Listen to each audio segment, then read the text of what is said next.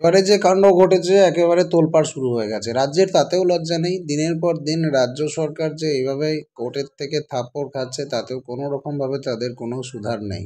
লজ্জা বলতে কিচ্ছু নেই, যেখানেই যাচ্ছে মুখ থুবড়ে পড়ছে, তবুও ভুলভাল কাজকর্ম করে যাচ্ছে। রাজ্যের অনুমতি নেওয়ার কোনো প্রয়োজনই নেই জানিয়ে দিয়েছেন বিচারপতি। একেবারে পুরো ফুঁসে উঠেছেন বিচারপতি, বিরাট নির্দেশ দিয়েছেন।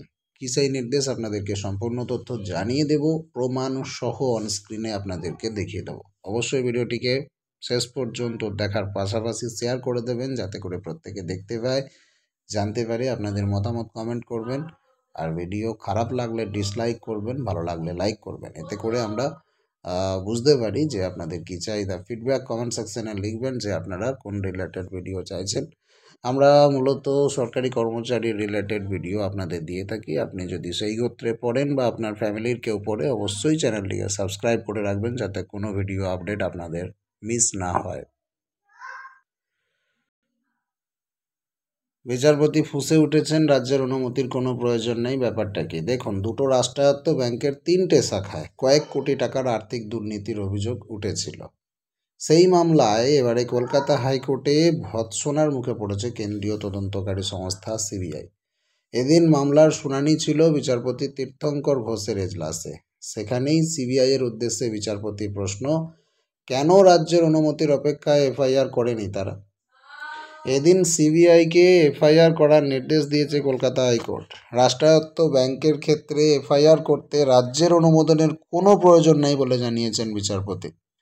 সিবিআইকে বিচারপতির নির্দেশ, কি নথি তথ্য প্রমাণ পাওয়া যাচ্ছে তার উপরে বিশ্লেষণ করে সিদ্ধান্ত নেওয়া হোক এফআইআর করে হবে কি না।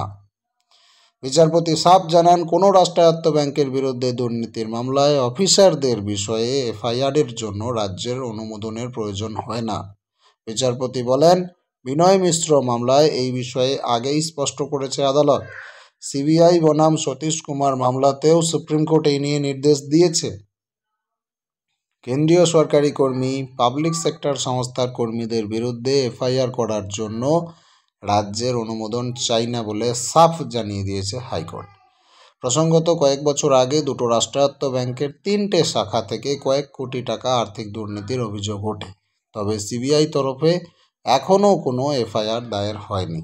এদিন সিবিআই ডিআইজি দুটো মামলার স্ট্যাটাস রিপোর্ট আদালতে জমা দেন। ব্যাংকের টাকা তছরূপের সেখানকারই সরকারি কর্মীর জড়িত থাকার অভিযোগ উঠেছিল। এদিন এই মামলায় বিচারপতি তীর্থঙ্কর ঘোষ কেন্দ্রীয় এজেন্সির উপর ক্ষোভ প্রকাশ করেন তীব্রভাবে। সবশেষে সিবিআইকে এফআইআর করার কড়া নির্দেশ দিয়েছে আদালত।